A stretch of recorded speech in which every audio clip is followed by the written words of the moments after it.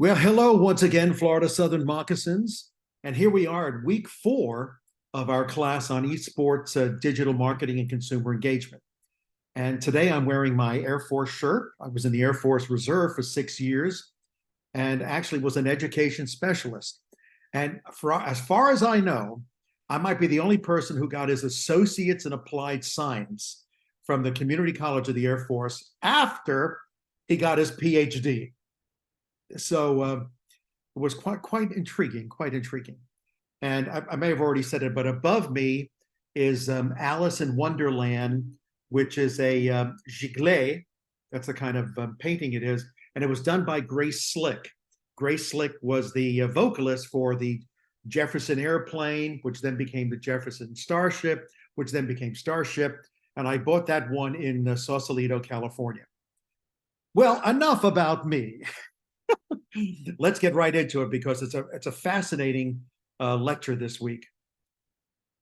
At least it was fascinating to me. Okay, let's go down. Let's get started. Here we go. Once more with feeling.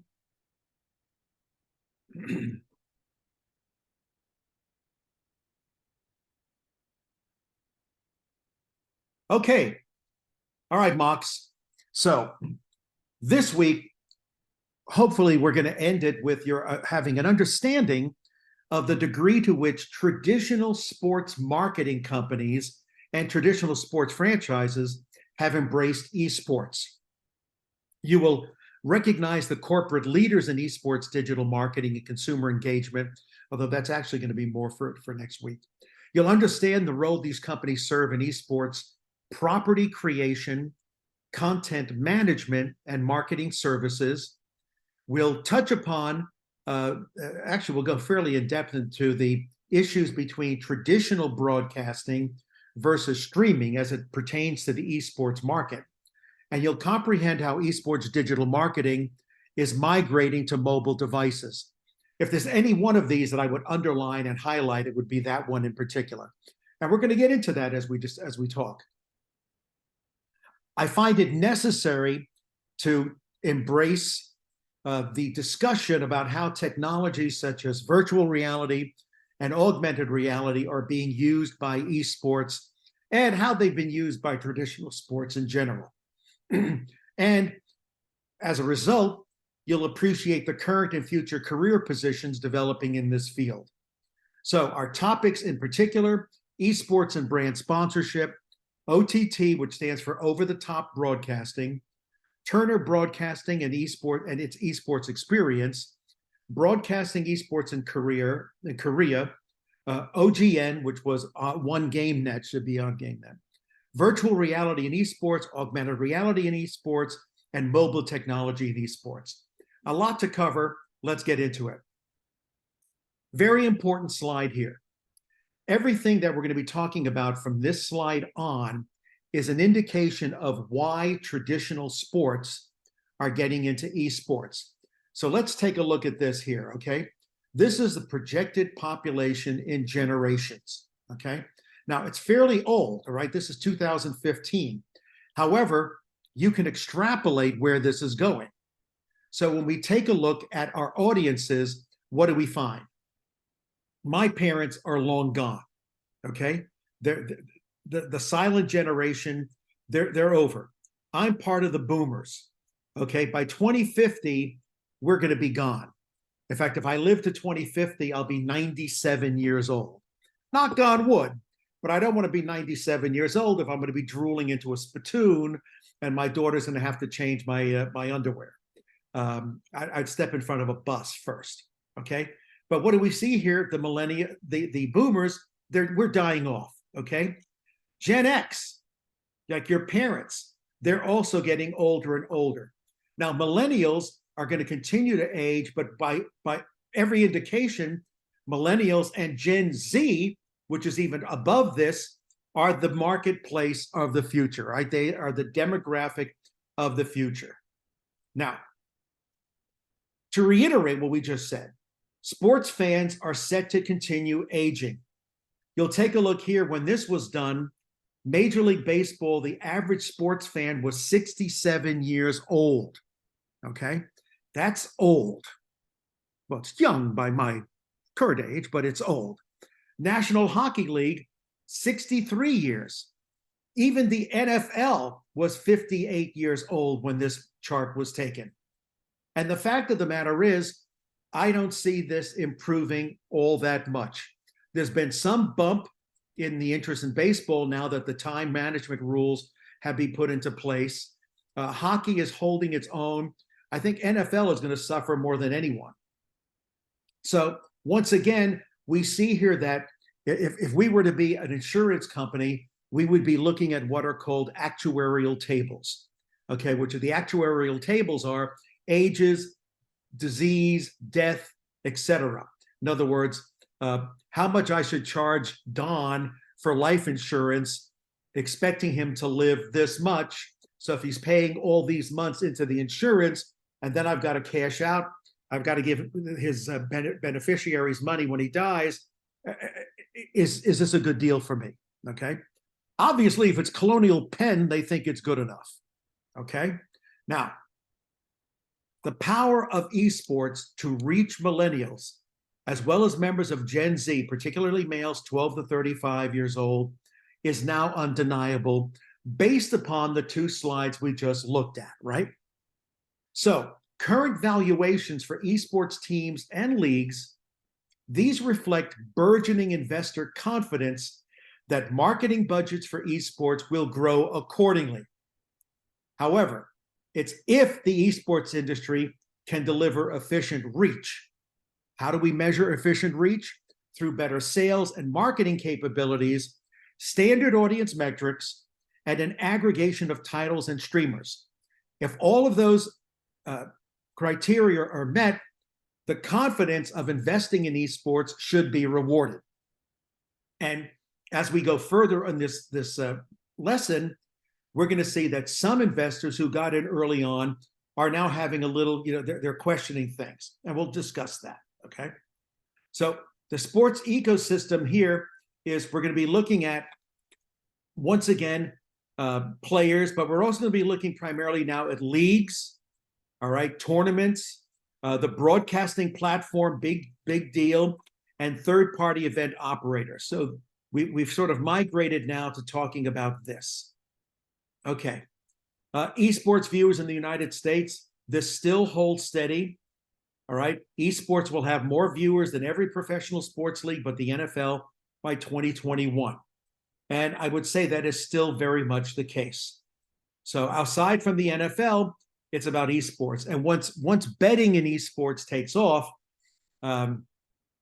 which is it's sort of a minefield right now, but it's inevitable. If we have betting on the NFL, we have betting on MLB, we have betting on college football, we have betting on the NBA. It's only a matter of time before betting comes to esports. And in that regard, it's funny because I'm going to show my Florida origins. I would say currently betting on esports is like betting on High Live.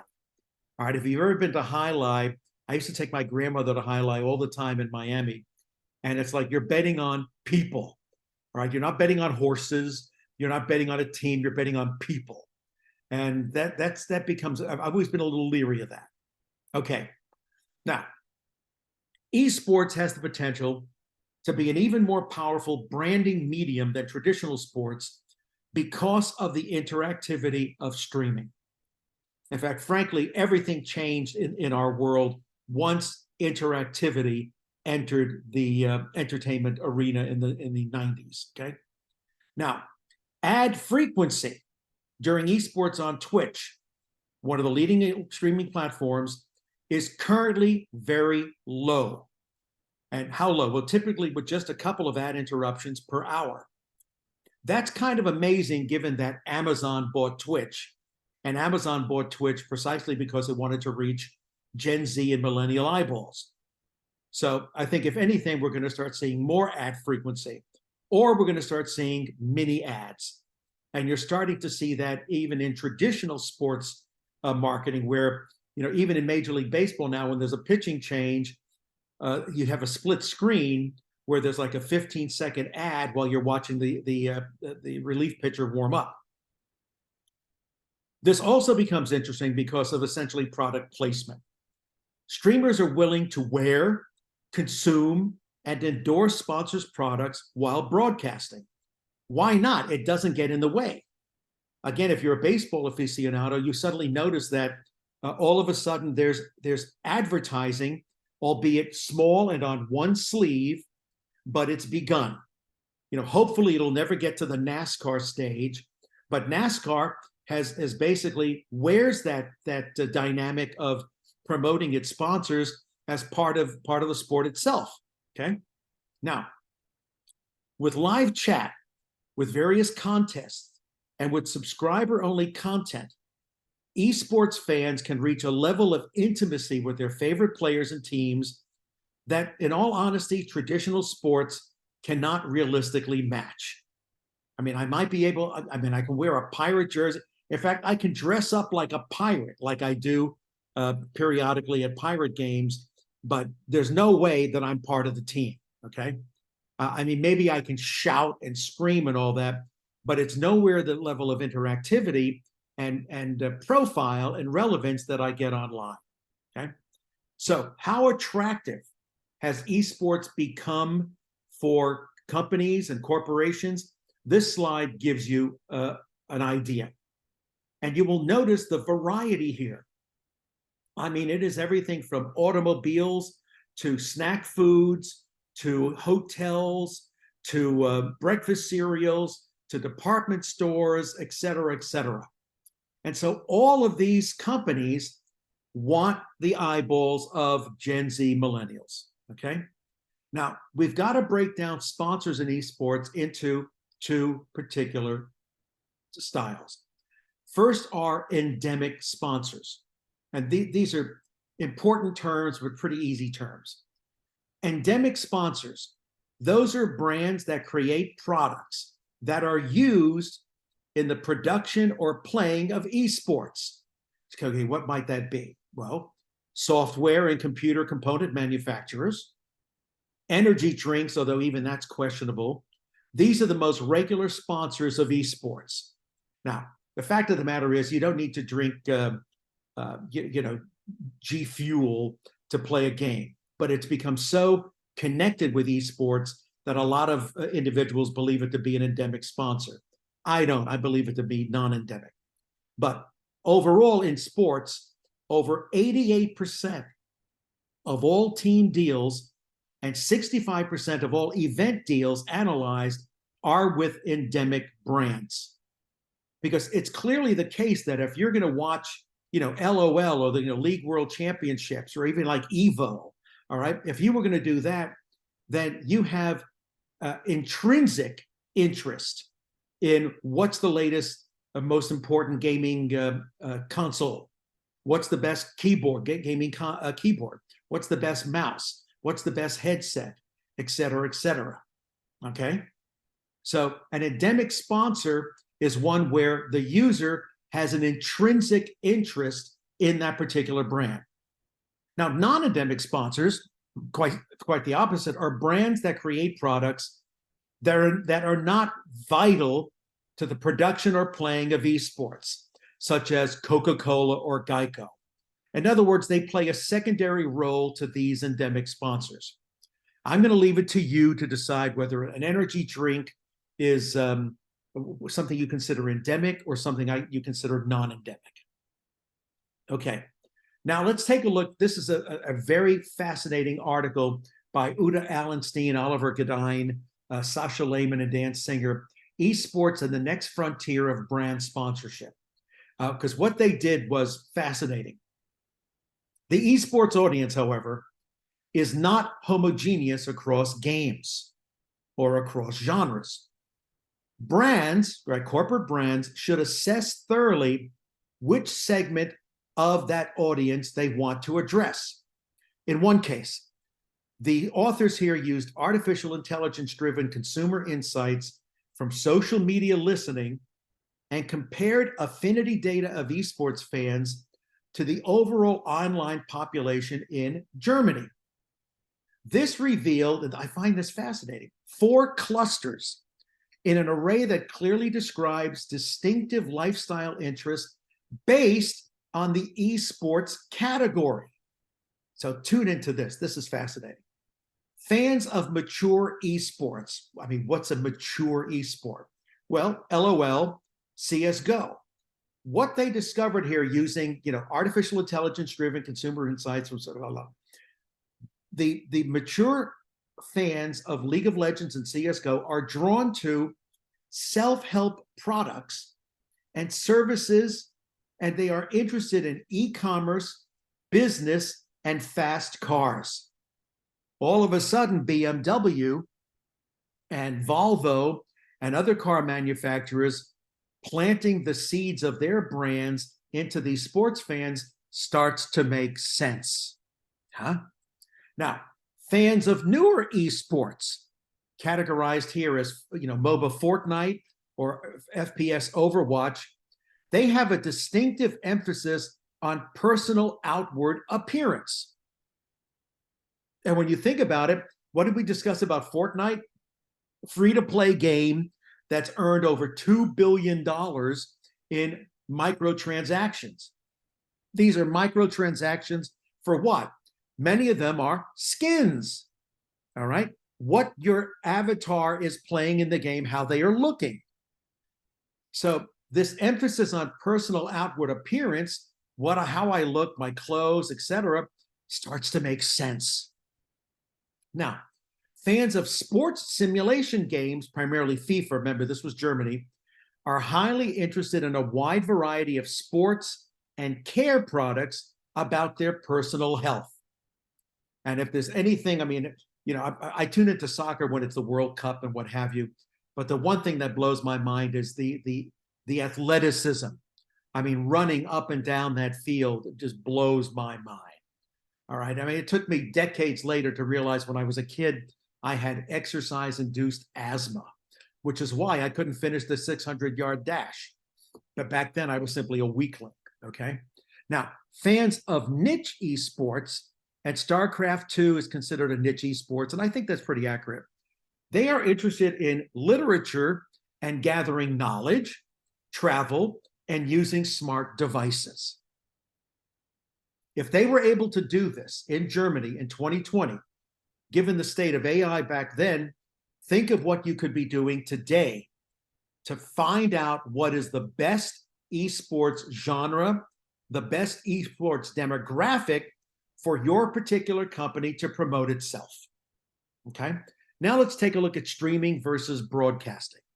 Up until today, we've really just been focusing on streaming.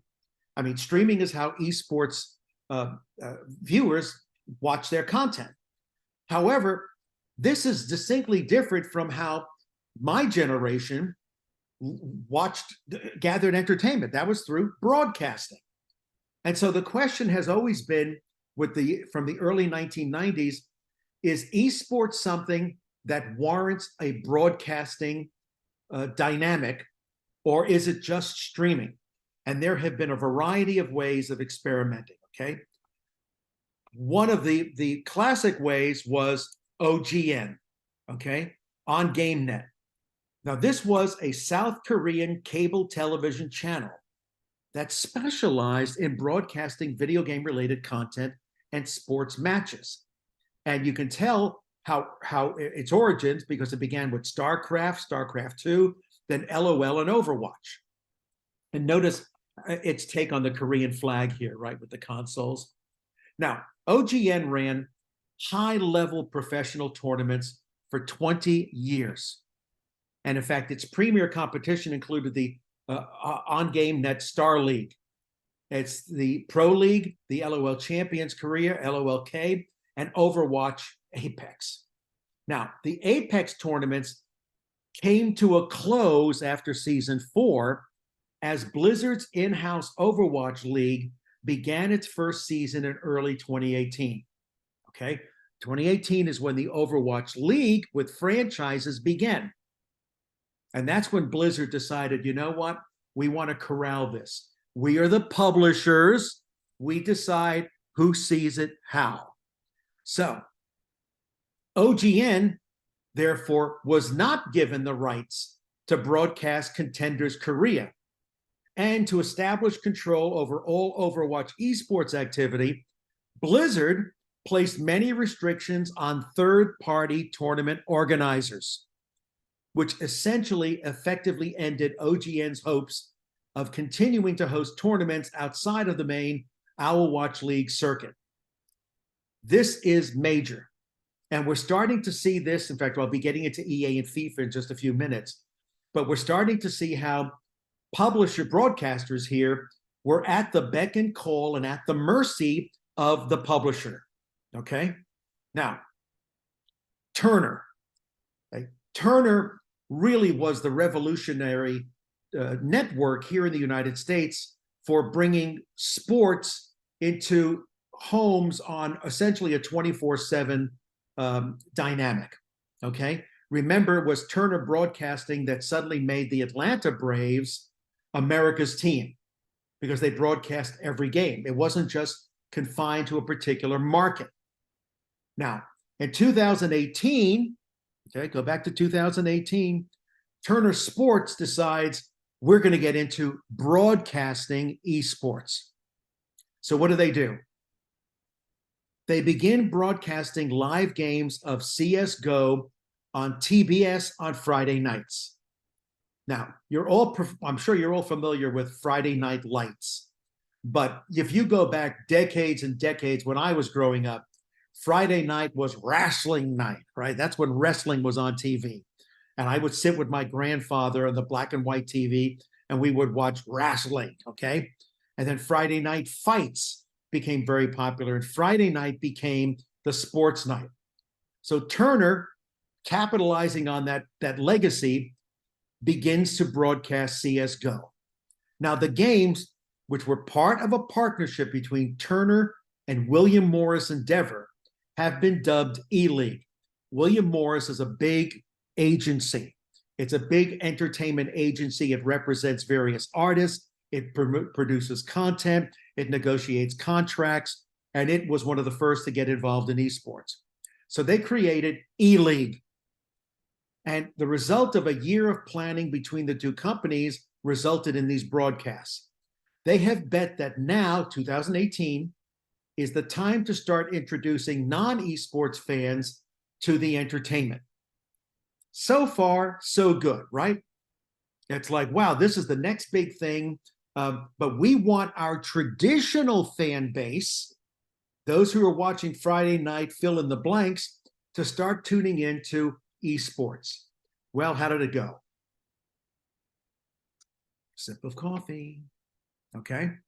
Now, a little bit more history. E-League has partnered with Nintendo, Xbox, EA, 2K Interactive, which is owned by Take-Two, Activision, Warner Brothers, Valve, Psyonix, Bandai Namco, Capcom, and Wizards of the Coast to produce some of the most watched esports coverage across all platforms, providing brand partners unparalleled opportunities to connect with passionate young audiences. Okay? So there was a great deal of self-interest involved with William Morris endeavors here, and more power to them. Okay? Now, the broadcast is simultaneously available online through Twitch and YouTube. Duh! So we're not going to shoot ourselves in the foot. We're going to broadcast and see if that can draw more fans and draw more eyeballs to our broadcast. But we're not stupid. We're going to also omni-channel it, you could say, through Twitch and YouTube. And these were done from the Turner Esports Arena in Atlanta, Georgia. Now, since then, there's been a lot of evolution. So the E-League currently has no plans to lock teams into exclusivity. In fact, the teams don't want that. Unlike the Championship Gaming Series, which was exclusivity. That was a previous attempt to bring professional video games to television in the United States. Matches are broadcast live on TBS every Monday night. So you can see here they're continually trying to find the sweet spot. When will people do it? The problem, as you can already figure out, is that most esports fans do not, they are not part of a standard every Monday night we go watch esports, because we can watch esports on demand anytime we want. And as many of you have already said, and many of my students throughout the years have said, Don, I'm only interested in the greatest hits. I want to see, who did what, which move really won the game for them. So the fact of the matter is, I'm not even watching the competition itself. I'm watching the greatest hits on demand, which is why we have capture cards, okay? Okay.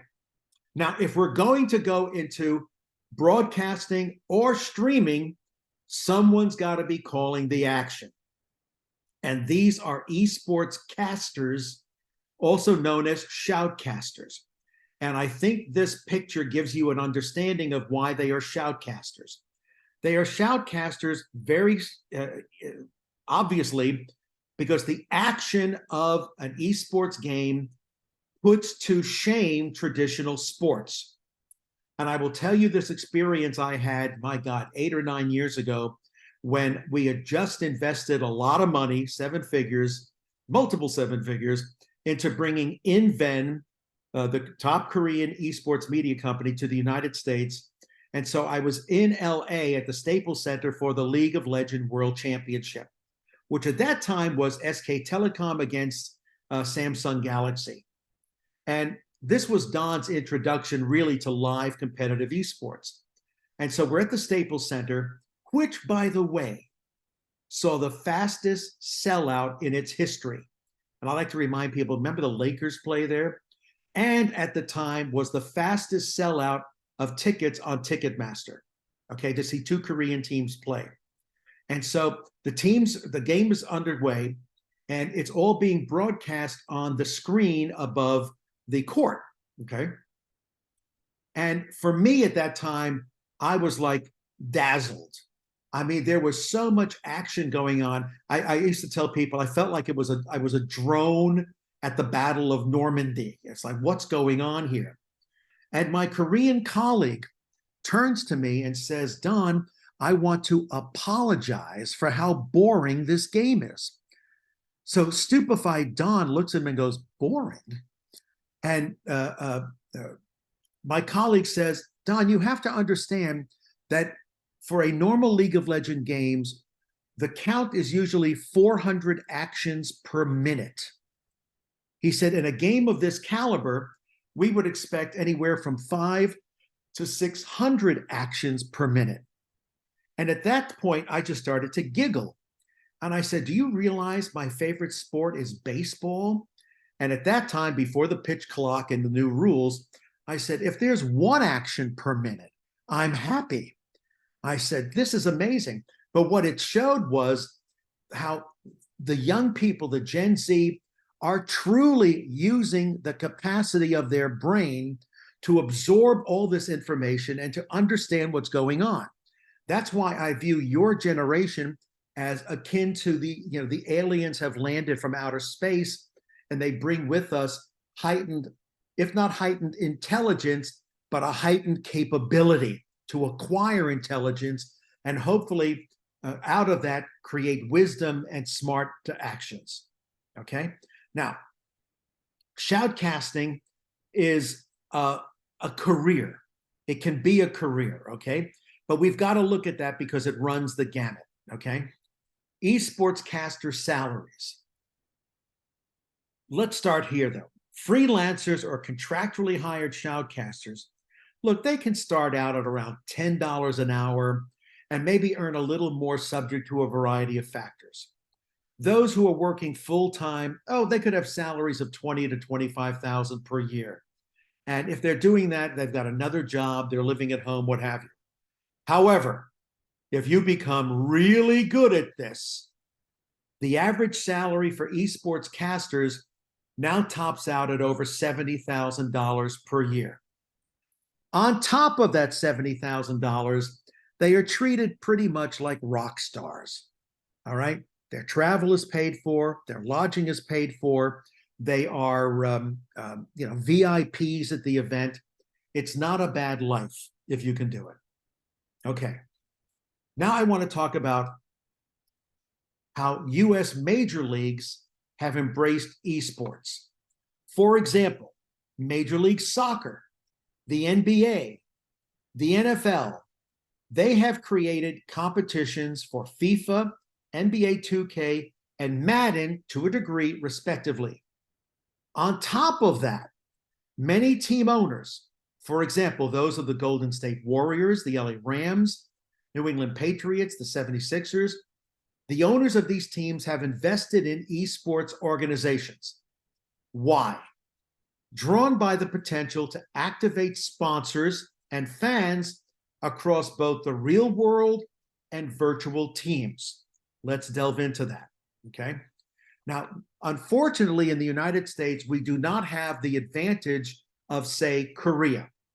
In Korea, they have what's called KESPA, which is the Korean Esports Association, okay? KESPA is a government division, all right? The government of Korea is one of the biggest sponsors of esports, and they are responsible for creating the Esports Championships East Asia 2021. They're very big on this. They are taking care of their players. They've got rules and what have you. And so KESPA, in fact, is really one of the leaders in pushing esports to be part of the Olympic Games. Right now, it's not part of the Olympic Games. It's a parallel event with the Olympic Games. But think of it, KESPA is a government agency. The United States is never going to see anything like that. Other Asian countries are following Korea's lead, okay? Now, let's look at one of the weirder one of the loosey-goosey connections between professional sports and esports, and that's the NFL. It says here the NFL turns to esports. Well, kinda. Madden has been a real question mark, right? There is, in fact, the Madden Championship Series. It's a series of esports tournaments that take place throughout the year, and it culminates with the Madden Bowl. Now, the Madden Bowl is a large-scale esports tournament that usually takes place early in the year. Why does it take place early in the year, Don? Because it coincides with the real Super Bowl, okay? Now, it is not a franchised league like we're about to see. Rather, it's the NFL trying to be half pregnant, okay? We want to be in esports, but we don't want to put all our eggs in the esports basket. The Pittsburgh Steelers are not going to have an esports team that represents it that sucks, okay? But some NFL teams have, in fact, delved into this more completely, okay? Here, you can see the Madden Summer Challenge at West Virginia University, okay? So you've got WVU as, you know, really promoting it. And this is a pretty good slide. The NFL has teamed up with mobile games platform Skills to host a global game developer challenge with the aim of creating a future mobile esport. Now, this is brilliant on the part of the NFL, okay? Notice it's the NFL teaming up with a mobile game platform, Skills, to create a future mobile esports. It's a crowdsourcing initiative that sees the two parties, Skills and NFL, giving developers the opportunity to create an NFL-themed mobile game set to be powered by Skills esports platform and have joint marketing from the NFL and Skills. Now, the challenge launched in the second quarter of 2021 and is open to all genres except for 11 versus 11 simulated games. In other words, the NFL is saying, come up with some football-themed mobile sport, just don't make it look exactly like football. Now, what's behind all this? The move sees the NFL bid to increase its presence in the lucrative mobile gaming market. The first lockdown led to a spike in mobile gaming, of course, with 2.9 billion people playing games on their phone. That's according to a WARC study. Now, App Annie, pardon me, the mobile analytics and data company, also reported that gross consumer spending reached $112 billion US on mobile games in 2020, of which US 81 billion came from games. Okay, so consumers spent 112 billion on through mobile apps, but 81 of that billion was from games. So the NFL is like, you know what? If we don't want to step on the minefield that is Madden, why don't we leapfrog? And why don't we say, you know what? We think mobile gaming is what's going to really take off, and they're correct. So why don't we work with skills here to come up with a football theme that may take off, not impugn or infringe upon our existing product, which is a $1 billion just churns out money galore, but allows us to take advantage of mobile gaming. Now, other teams have done things differently. The gambling firm, yes, Don's using the G word, gambling, Esports Entertainment Group, EEG, they have signed a multi-year agreement to serve as the official esports provider for the Philadelphia Eagles, with the NFL team in turn becoming an Esports Entertainment Group shareholder. Now, this partnership sees EEG become the first esports tournament provider for an NFL club. What is EEG going to do for this? Well, they're going to operate biannual Madden NFL esports tournaments for the Eagles, utilizing the EGL Esports Gaming League platform, which the company announced its intention to acquire in August. So basically, the Philadelphia Eagles are saying, you know what? If the NFL as an entity has trepidation about getting into esports, we're going to go full bore into this, which is much more full bore than, say, the Pittsburgh Steelers, which have invested instead in the Pittsburgh Knights, KNIGHTS, which is our professional esports team. They have become a back-end shareholder. And what they basically provide is office space for the Knights, and they are listed as one of their sponsors, but they're not as aligned with them as the Eagles are with EEG. Okay, now let's talk about franchise leagues, such as the Overwatch League, which has had ups and downs galore. Okay, Overwatch League, it was really the first professional esports league. Franchises sold for $20 million, okay? And why did you invest $20 million? Because you expected an ROI. And what we found was that the Overwatch League took off very well its first year, but it quickly started to diminish in terms of audience. Now, the fact of the matter is, you can play Overwatch anytime you want, right? Nothing prevents you. I mean, it's there. You can watch it on Twitch. So the challenge was, how do we create a franchise that can be identified by fans in the same way that we identify with a professional traditional sports? The other problem was that the game itself started to suffer. So what we've seen since now is this year we've got the Owl League. It's called Overwatch League. It's called the Owl League, but it's using a new version of Overwatch, where the game has been tweaked to provide more action and to address the areas that fans and teams were having issues with. The jury is still out. I would say it's not on life support, but it's not raking in what the viewership that it should. But now let's take a look at other major league teams or major league franchises that have invested in esports. The best example is NBA and Take-Two Interactive when they launched the NBA 2K League in 2017. You have to realize in 2017 that was revolutionary. Okay, now Madden's been around a lot longer than NBA 2K, But again, it never could go into this. The NBA combined with Take-Two, they went full bore. So NBA teams were paired with esports offshoots. And it began with 17 teams and has grown to 22 NBA teams with one Chinese import, the Genji Tigers out of Shanghai. I'm going to go into that a little bit more in depth. Now, this groundbreaking league, it paved the way for other leagues and teams to make formal partnerships within the esports ecosystem, such as Major League Baseball and the Major League Baseball Players Association.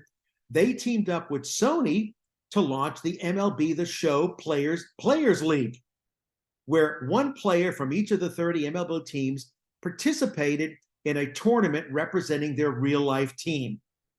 Another way to be half pregnant, all right? The then Tampa Bay Rays, now San Diego Padres ace, Blake Snell, he took home the inaugural championship, in doing so, raising $30,000 for the boys and girls clubs of the Sun Coast, Florida Sun Coast, in the process. But on the right here, you can see athlete investment in esports. And what you will find is a lot of NBA, a fair number of soccer, a number of, although NBA really wins here, have invested in esports. When I say they invested in esports, what do I mean? What I mean is they have purchased an equity stake, okay? They own a portion of the particular team, okay? Aerial Powers is a shareholder in Team Liquid, okay? Ben Simmons is a shareholder in FaZe Clan, probably kicking himself right now, okay? All right, Gordon Hayward is part of Tribe Gaming, et cetera, et cetera. So you can see here that for them, and they had more, leisure dollars to invest, they invested in esports. Now, caution, simulations of on the field and on the court sports, such as FIFA and NBA 2K, sorry to say they are far less watched than other genres. And this is primarily encompassing Twitch, YouTube, and Facebook. For example, go back to 2019. People across the world watched over 1 billion hours each of LOL and Fortnite on Twitch, but only 165 million hours of FIFA. So there's no getting around it that on-field, on-court sports, as far as a streaming esport goes, are nowhere near as popular as classic video games are. Which leads us to a most recent crisis in traditional sport and esport. And that has to involve Electronic Arts and FIFA. For decades, EA and FIFA were synonymous. This is the last year. Okay, so if you've got an EA sport, like EA's Electronic Arts, right? In fact, I had a campus in Silicon Valley for the Carnegie Mellon Entertainment Technology Center, and we had one whole wing of Electronic Arts.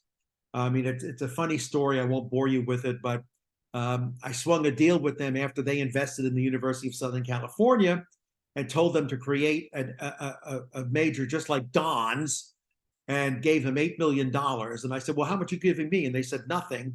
And I said, okay, well, I'm Italian. We're going to deal with this.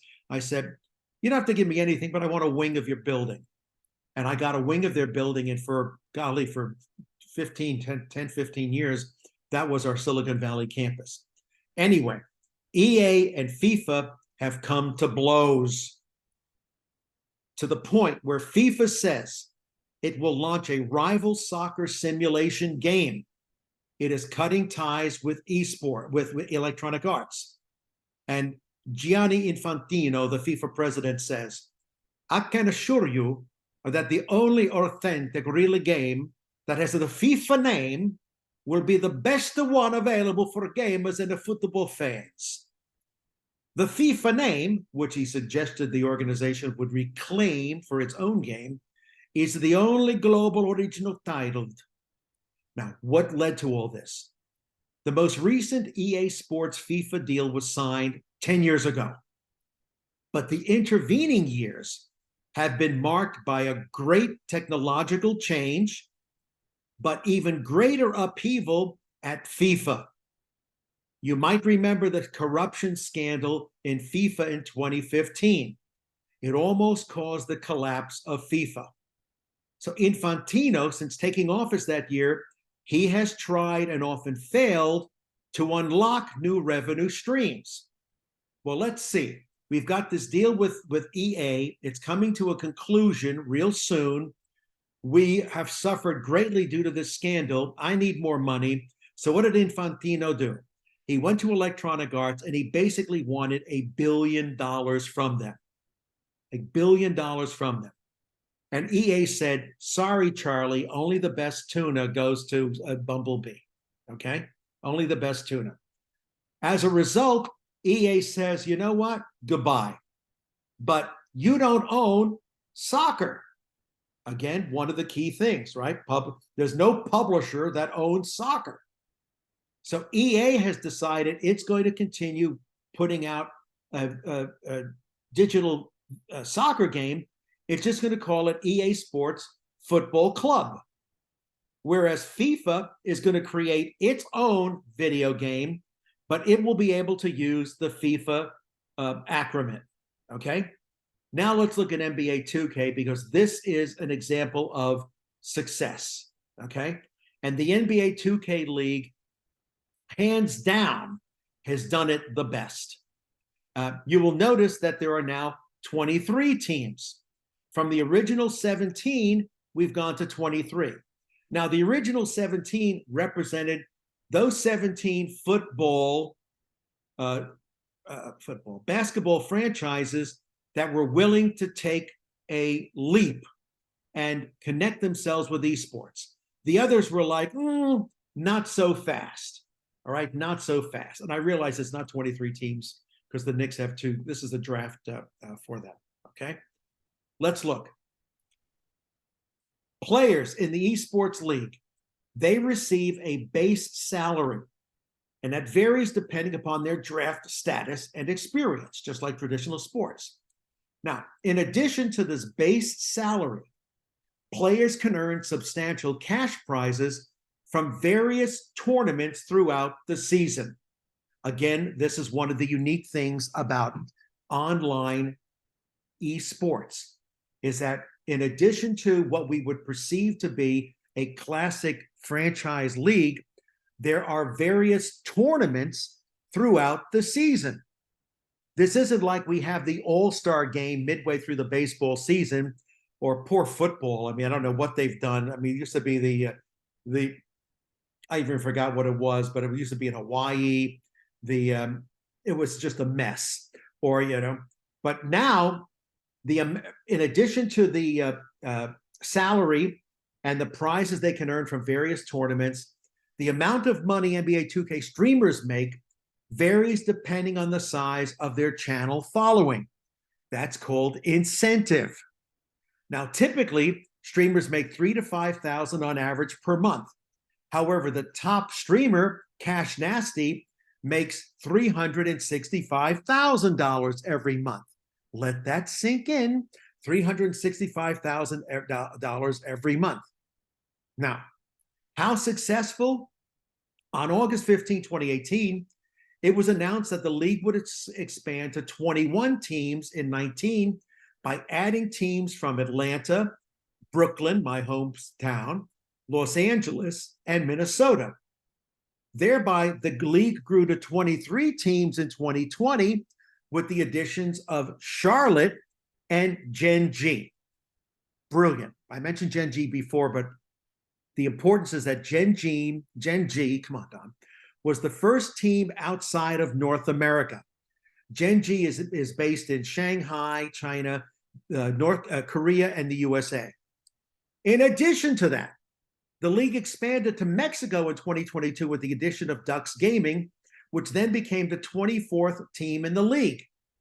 Then, this year, the league expanded to Australia with the introduction of NBL Oz Gaming, which was operated by Australia's National Basketball League as the 25th team. what are we seeing here? We're seeing that basketball is taking advantage of its global reach and the increased interest that basketball, American basketball, has around the world. Brilliant, brilliant marketing, brilliant. Okay, now let's look at NBA 2K23. It received generally favorable reviews, garnering a 78 out of 100 on PS5 and 80 out of 100 on Xbox. All right. However, not every tweak is good. Players, for example, have slammed the game's microtransactions, which, based upon our last lecture, you don't want to do that. That's like stepping on a landmine. The NBA 2K23 has become a little greedy, okay?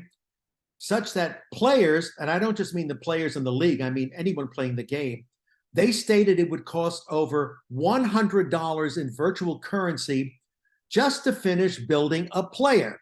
Because you can see here, you are building your player.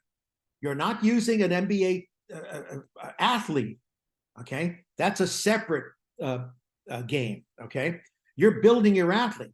But if you want extra height, you want extra capabilities, you got to buy it, okay?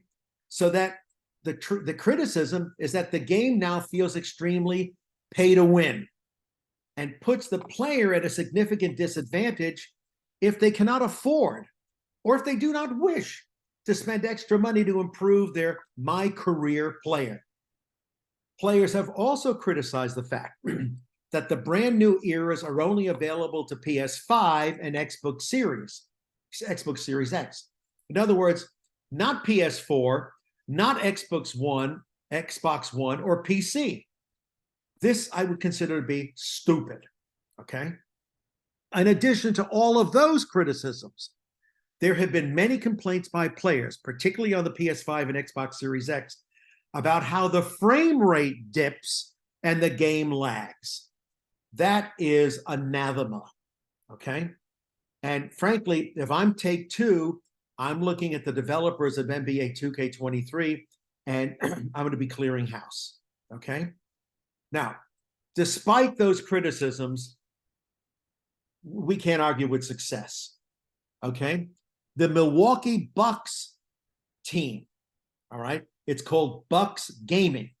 Notice it's not called the Milwaukee Bucks. It's Bucks Gaming. They were the esports team that won the 2022 NBA 2K League Championship and garnered $500,000. So this summer, the organization's esports team, they won I said 5,000. And were they proud? Yeah, quote, to see another championship coming right back to Milwaukee 2 years in a row. We have to say that this is something to celebrate. Who's saying this? The Milwaukee County Executive, David Crowley, okay? And this was on at the Beer Garden in the Deer District, celebrating the victory. This is an exciting moment for all of us because people don't understand gaming a lot of times.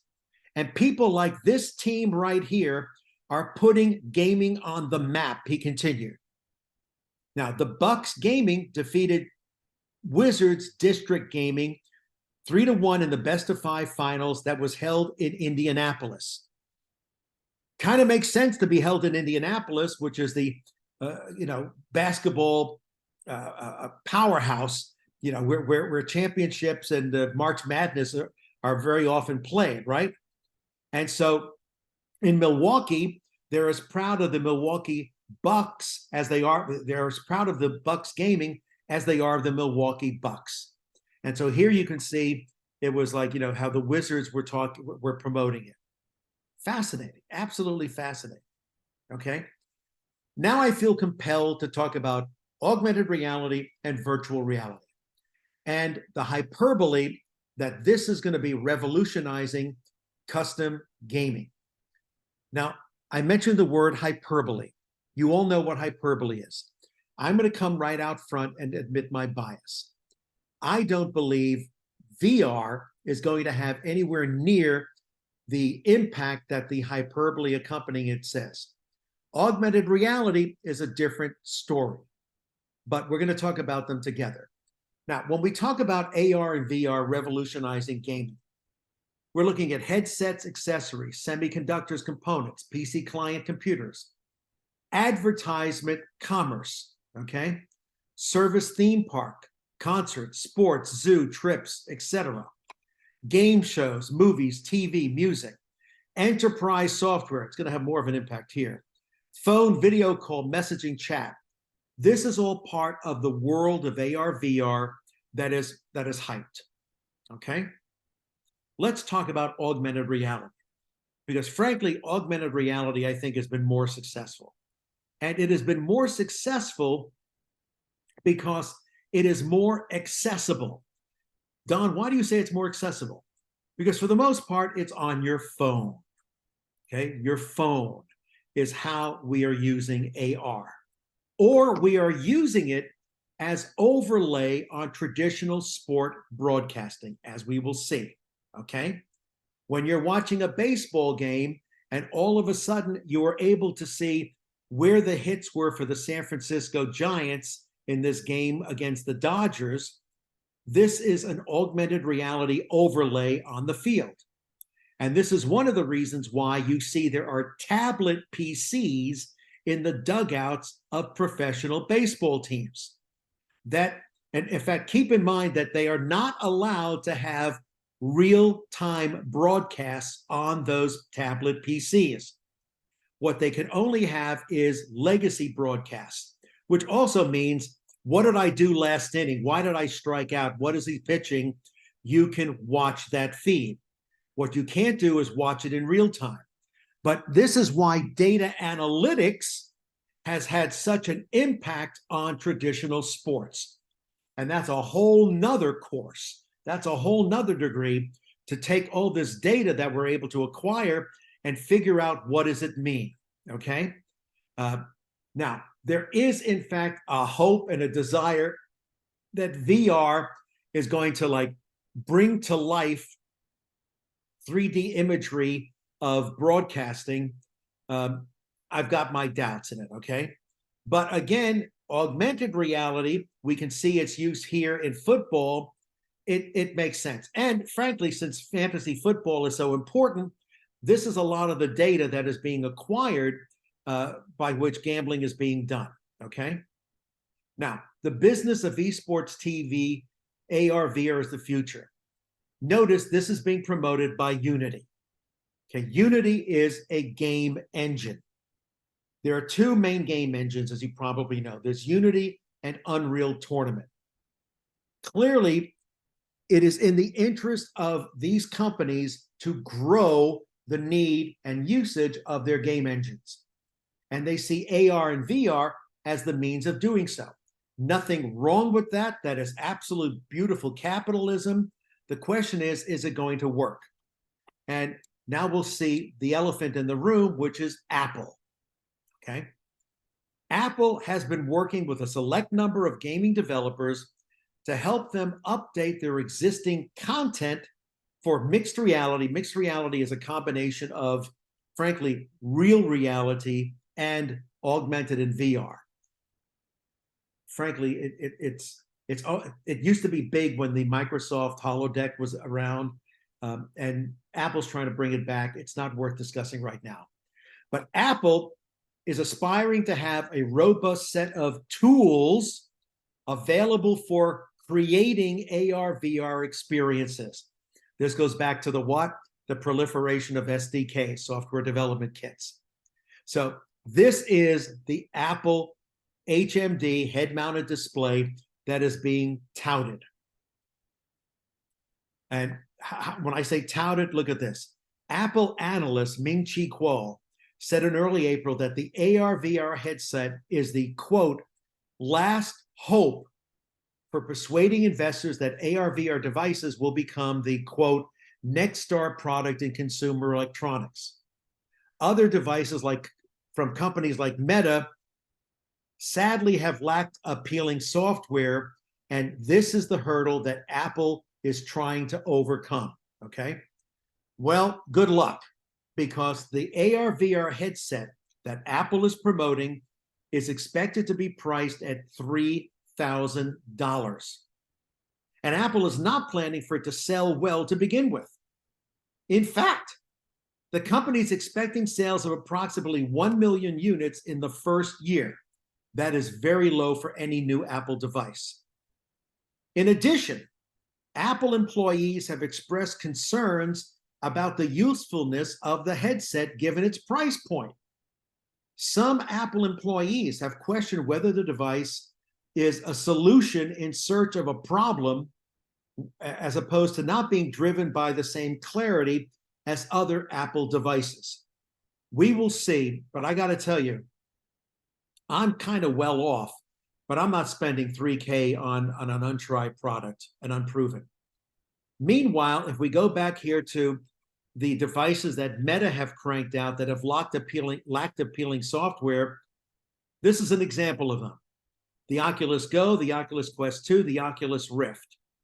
There have been problems with these, but most of the problems, frankly, have been the unexpected cost that's associated by going VR, as well as, sadly, the lack of content. And I cannot express more the need for there to be a quantity of content and a variety of content for you to introduce a whole new technology. The problem with that is you have to spend money to create all this content before you have any proof that it's going to sell and have an audience. In addition to virtual reality, you need peripherals, okay? You'll notice it's not just an HMD. It's not just a head-mounted display. There are all manner of peripherals that are associated with it. These drive up cost, okay? For example, here, South Korean telecom operator SK Telecom has launched 3 5G augmented reality and virtual reality services called Jump AR, LCK versus live broadcasting, and VR, which aim to offer a more realistic and immersive experience while watching esports games. So they're the canary in the coal mine. And it kind of makes sense that Korea is the one that's experimenting with this. Now, the summary of the products are Jump AR, users can use their smartphones to access Jump augmented reality that transports them to an esports stadium, such as LOL Park, where they are when they are accessing the Jump AR app. That's a virtual portal to LOL Park in Seoul that appears on the screen, thereby transporting the users to the virtual LOL Park when they walk a few steps towards the portal. We're going to see if this takes on. Frankly, I've got my doubts, but let South Korea decide. So you've got to ask yourself as MBAs, why has virtual reality yet to make a big impression? So we take a look here. Okay, this was a few years ago. Samsung Gear, VR purchase, the percentage of consumers who consider it likely they'll buy. Single digits, real single digits. Even 4% for the Google Cardboard, which was $25. All right, put your phone in there, download VR content, and look at it. All right, why is VR not being accepted? Most people are simply not interested in it. They're just not interested in it. Others find it too expensive. When you're talking about 3K, that number is going to go up. For me, the big reason is the possibility of motion sickness. I don't know about you, but I don't like to hurl, okay? I don't like to get I don't like to get drunk. I don't like to vomit, or what have you. I am very attuned to motion sickness. And motion sickness is one of the things that VR will trigger unless it is perfectly calibrated. And guess what? Perfectly calibrating it is hard. There's also the fact that there's lack of content, and the content that is there, a number of them find it to be poor, okay? However, there are other VR concerns that are that are akin to like what you discover when you buy a house, okay? For example, after paying hundreds of dollars for an Oculus Rift or an HTC Vive, which are already a serious investment, you connect it to your computer, maybe one you purchased last year or even last month. But that new Rift or Vive takes one look at your computer and laughs. Why? Because they're just not compatible. And if you're using a Mac like I do, forget it. So, my God, what's my recourse? Well, the solution is to invest in a new high-end desktop computer that meets the rigid specs demanded by virtual reality gear. Surprise, it's not going to be cheap. So all of a sudden you bought your HMD, now you're going to buy a new computer, okay? Now, I want to talk about mobile. I want to basically close. According to now.gg, 40% of today's cell phones are unable to handle the highest end games. Wow. A full 60% are either low or mid-range phones, and they lack sufficient computing and storage for performance-intensive games. So how do we deal with that? One of the things we've done is cloud computing. Now, cloud computing has had some issues, but the cloud, in its intent and in its reality, it eliminates those challenges. How does it do so? Well, through cloud computing, you load the game when needed, and you click away when finished. It's gone, meaning that all the intensive computer operations happen on cloud-based servers, not on your phone. So that leaves the phone to simply display the action and receive gamers' inputs, which brings up the biggest issue with cloud gaming, and it's the bugaboo of all bugaboos, latency. Now, how do we overcome latency? That only works if you have a global network of servers that enable a player, say in South Korea, to have a server that's in South Korea. Likewise, if a player is in Brazil, there needs to be a server close by in Brazil. That is currently the only way to mitigate latency. But another answer to this is the introduction of 5K, all right? Or, no, 5G, 5G, all right? That is also important and required. Okay, so let's look at this. 5 reasons cloud gaming is a game changer for mobile app marketers. There's no attention lax, which is an interesting term. I have to admit, I wasn't familiar with it until this. Attention lax means cloud games start instantly rather than downloading the game and waiting for it to boot. Okay, interesting.